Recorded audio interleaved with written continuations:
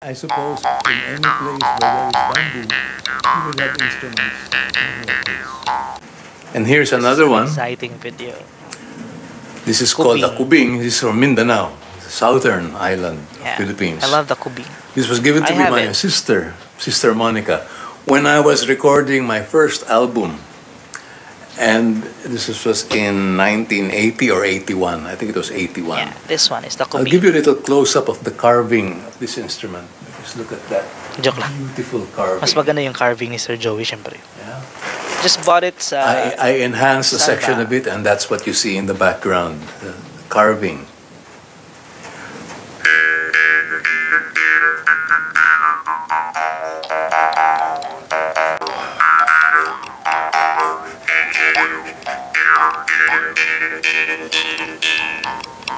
So these two bamboo instruments I have used in my recordings. Totally out of context, you might say. Yes, that's true. Because as a writer, I looked at these instruments not because of Tagal-tagal their ko nang hindi na-play significance to So culture, this is the kubing. but Sige their din. significance to me as a writer. So I'm more concerned with function and how to use in my creations. I do not claim to be playing traditional music, although I will claim to producing traditional sentiment. My use of music is traditional. It is used to express what I feel, what I think. And I think throughout the ages, that has always been the function of music, to express something. And that is the indigenous spirit for me, who cannot claim a famous tribe unless you count Ilocano, Chinese, and Portuguese, and maybe a little Indian as tribe. So this is a gray area when we use words, no? Indigenous, tribe, ethnic. Very confusing discussion sometimes. Kubing. And perhaps it's best. Nung dumating si Sir Joey dito sa Jensen, I had a kubing with me and guitar. Dinala ko yun on the second day. Tapos sabi ko, papak-autograph ko. Ngayon, yung kubing na napa-autograph ko sa kanya, nasira. I forgot where I put it. Pero nasa ano lang yun, cabinet siguro. Ano na yun, na-autograph niya yun dito. Kaso nasira. So, bumili ako ng bago. Hopefully, I could get this for an autograph kay Sir Joey ulit. So far, ito. So, ang ganda kasi ng instrument na to. Kahit maliit siya. Pero nakakaano siya. Nakaka-transform siya ng anything into a tribal or cultural. Diba? Shout out kay Yul Manaay. So, papakinggan nyo yung tunog niya.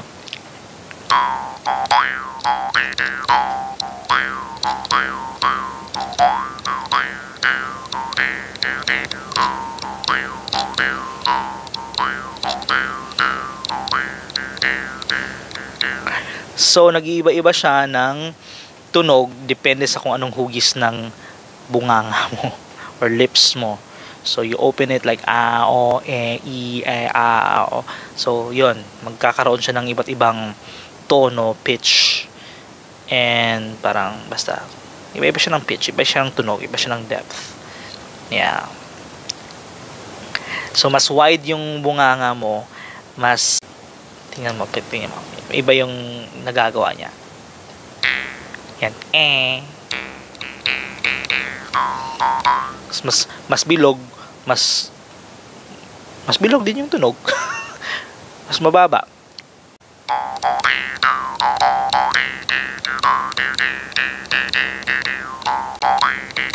Yung ew, so gagawin naman yung ano, gagawin mo rin yung ew na sound na shape ng iyong lips. So for the kubing to tunog like that, to sound like that.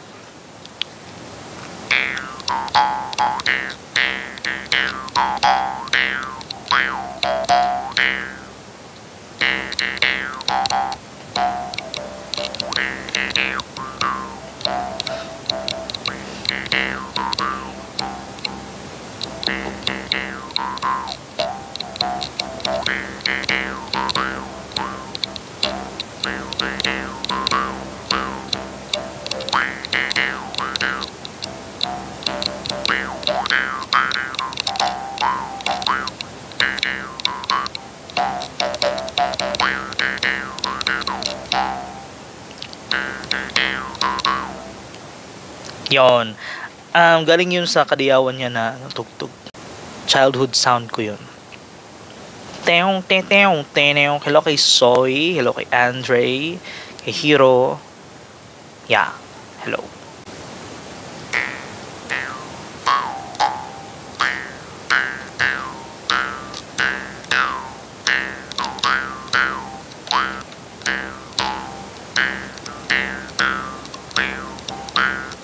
Hindi ako mahusay tumugtog talaga ng mga ganitong instrumento.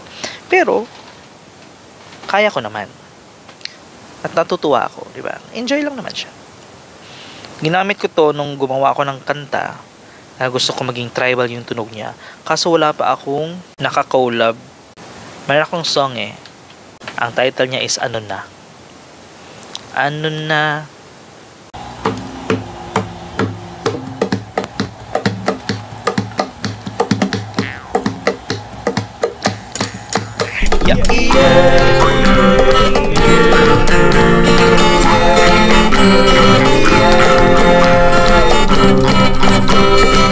Oportunidad ay nariyan lang para di ka lang abala. Paghihirap mo ngayon'y sinisisi pa sa iba. Ano na, ano na, anin ang talento at karangalan.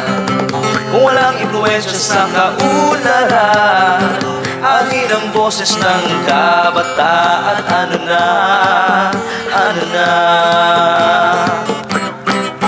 ano na, ano na, ano na. Dating pag-asa'y ngayon'y nasa na. Ano na, ano na, ano na. Tugit ka lang, ibahagit isigaw. Yeah, yeah, yeah, yeah, yeah, yeah, yeah, yeah, yeah,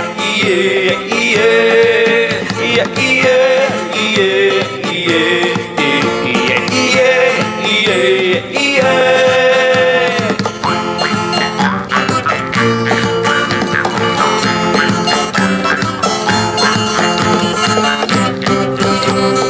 Sa madilim at masukal na daan, maging liwanag sa katahimikan. Ibahagi ang ilaw na dati pumunti, palaki ng isla, payabungin ng lahi. Ano na, ano na, ano na. Ang dating pag-asa'y ngayon'y nasa na. Ano na, ano na, ano na. Mong gitara, gamitin mo na. Yeah, yeah, yeah, yeah, yeah, yeah, yeah, yeah, yeah, yeah.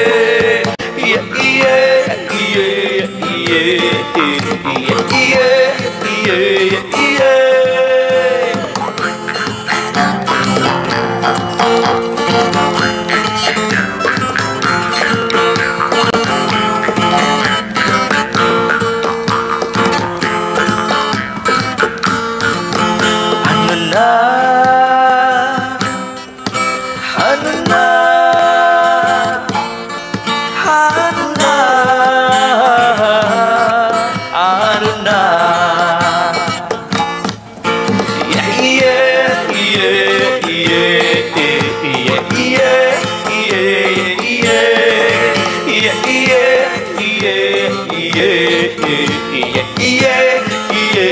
yeah.